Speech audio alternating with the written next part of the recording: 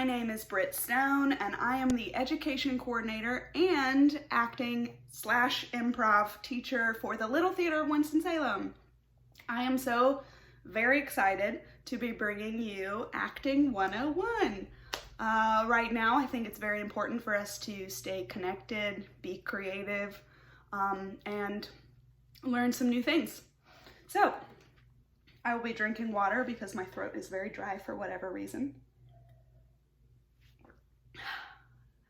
That was technically my first lesson. Always drink water. Your body is 100% of it. Science. All right, so today we're going to be introducing ourselves to the world of acting. Actors are all very different. We all have different processes of how to get into a character, what we focus on, what we prioritize. Every play or if you go into film requires a different thing of you as an actor. So I can't really get into a very specific process with you guys because everybody has a different one, and as they should. So we're going to talk about today the 4 components that any actor should focus on, especially before a rehearsal or a performance. I'm going to show you guys some warm-ups. There are 4 components. It is the breath, the voice, the face, and the body. A lot of actors tend to forget about all of this, especially when you don't do a lot of musicals. Musicals usually include dance and a lot of bigger movement. Straight plays sometimes don't seem to require a lot of movement. So that's one thing I will say about acting. Always try and ground yourself and stay in touch with this no matter what, even if you're in a play that doesn't require a lot of physicality. Always be aware of every part of your body because that is a very important component. And we're going to talk a little bit about how those 4 components affect us when it comes to emotion and how we show emotion, because most of the time when people think actor, they think an emotional human being. It's kind of the math equation there. So breath. Breath is very important. Breath sends that voice forward and out, and breath is very important for projection. A lot of times you don't have a microphone, again, unless you are in a musical that asks you to use that. So you need to warm up your breath. You need to expand those lungs. It's going to help the voice. And so our primary goal as actors is to work with these components so that we can put them together and start using them for our specific processes like character work, and it also, of course, just makes you come down from your day and be ready to go as soon as rehearsal starts or the performance starts. So, breath, very important. Voice, obviously very important, and there are a lot of ways to modify and manipulate your voice, and a lot of times that has to do with what's called your vocal apparatus. And your vocal apparatus is all of this, because all of this affects how you talk. It affects your accent and your dialect. When you do dialect work, you really, really work on manipulating every aspect, the jaw, the roof of the mouth, the hard palate, the soft palate, all that kind of stuff. We're not going to get into that because that's a tough thing to try and learn online. So, voice, the face. The face is obviously very important. It needs to be very expressive. When you do film acting, it doesn't have to be as expressive because the camera can be this close to me, right? So I'm so sorry that I did that to you. Stage acting, even on a more intimate stage, you are still a little far away, and so those people need to see your face. And so you need to almost stretch out your face as if you're about to play a sports game. And so we move into the body again, and the body is very, very important. You need to stretch that out. You need to take this and this, and make them have a relationship with each other, so that you can be fully present in your character, and every single inch of you is that entity that you bring to the stage. All right, so let's work with some warm-ups. All right, our first exercise is for breath. It's called body breathing, and it's all about bridging that breath to all of this, and you're putting all the breath through your body and not just focusing on your lungs. So first, open up those lungs, start to kind of move your torso a little bit gracefully. Deep breaths. A lot of times the instruction is to inhale for 7 seconds and exhale for 7 seconds, 7 slow, normal seconds, okay? And so body breathing. We're grounding ourselves with our breath.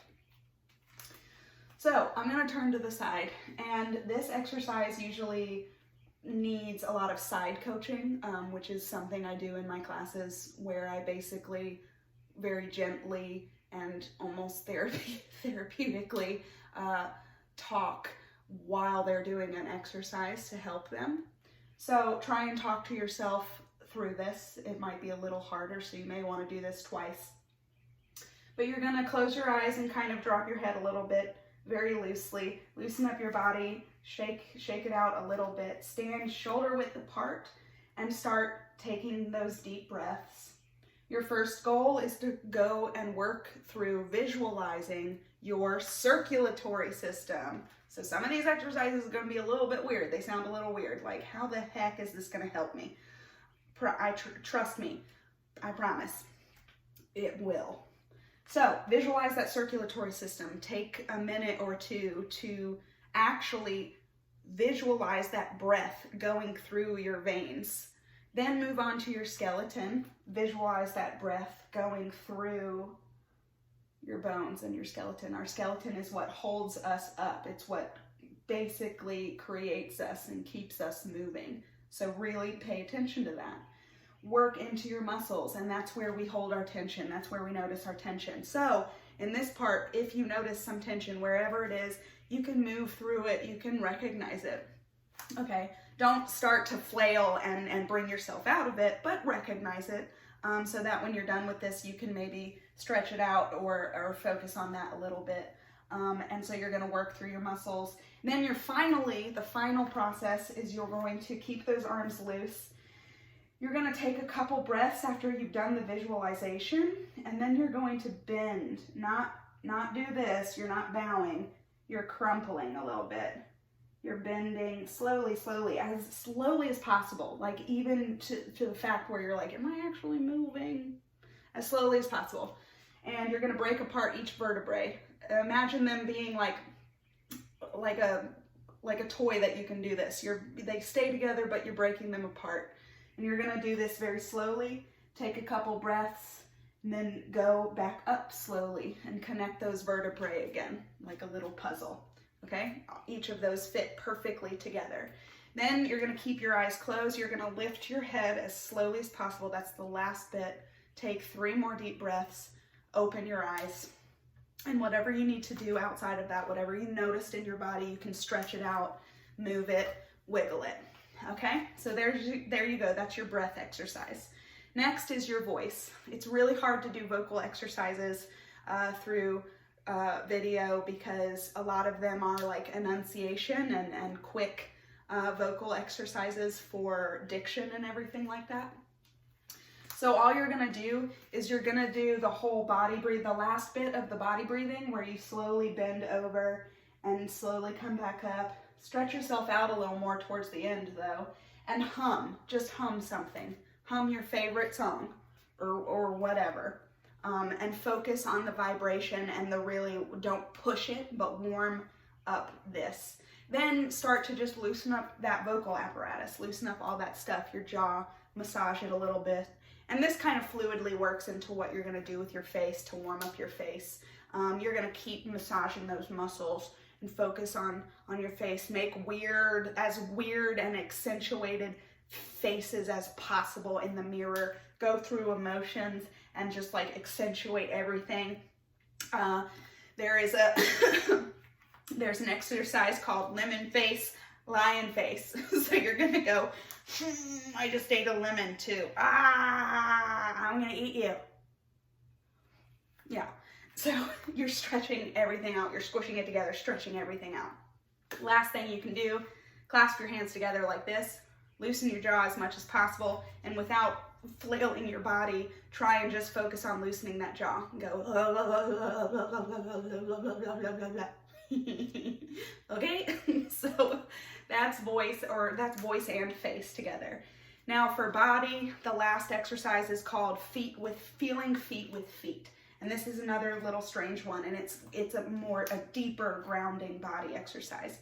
And what you're gonna do, you can't see my feet right now, you're not gonna do anything other than stand shoulder width apart. And you're going to almost, instead of using your mind to feel your feet, you're going to almost treat your feet as the brain. The feet, you're going to focus on your feet so hard that almost the entirety of yourself becomes your feet. And then you're gonna move up to your whole legs. And then you're gonna move up to your arms and your hands, your chest, and then the head area, okay? It helps to close your eyes. Always keep that deep breath and that breathing. Sorry. I'm not retaking this video, by the way, so you can deal with that, public. Okay, so those are the 4 exercises, and those are what is we're gonna bring all those together as an actor, and that is what helps motivate and push our character work forward, how we manipulate our voice for that, how we show our character in our body, all of that stuff, okay? So those are the 4 components of what any actor for any play, before any rehearsal process should focus on, whether you do these specific exercises or not. These are just some really, really good ones that you can do by yourself, of course. Okay, so the last thing I would like to say before I kind of list the at-home exercises I'd like for you to try before we have our discussion, which I'm very excited about. The last thing I'm gonna say are about the 3 things that every good actor needs to do to be a good actor, okay? And the best actors are the gracious and selfless ones, okay? They're not always the most talented. They're the ones that don't focus on themselves.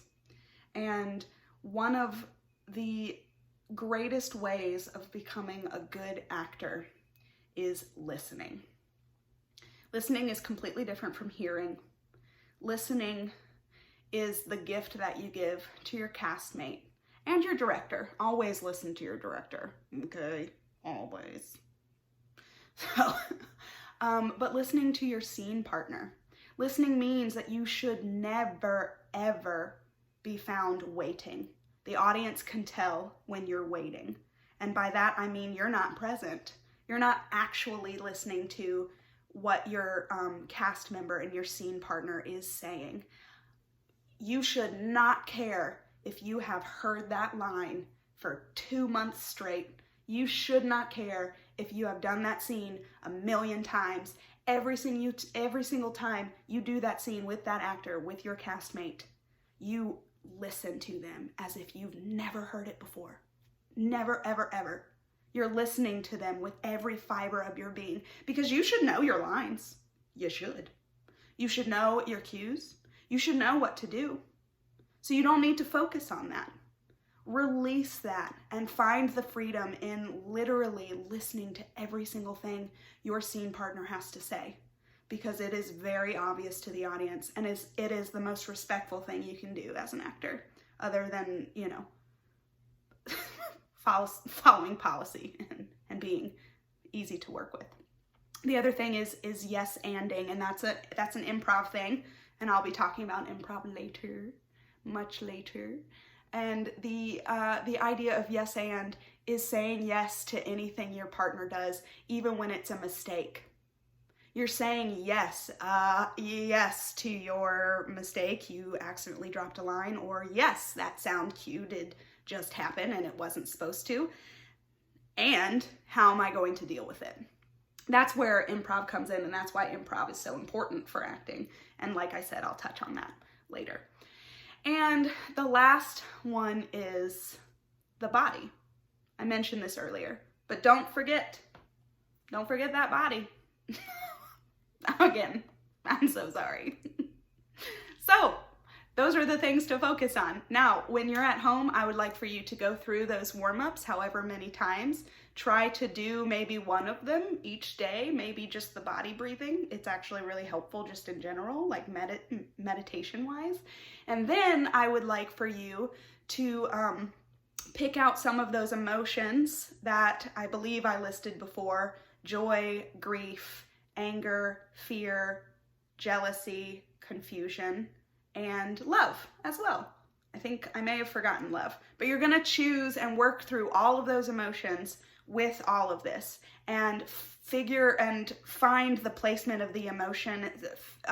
Try and notice how your breath changes when you're angry versus scared versus in love, or how your body, where you hold those emotions in your body. And so this is just a really cool theme that we can talk about next time and just explore with each other, how just as different people, we're gonna hold everything differently. And that's something that's really, really cool to talk about. So yeah, I will see you next time, and thank you so much again for listening. And I hope that you got something out of this video, and I hope to continue to be able to instruct you. And so I'll see you at the discussion.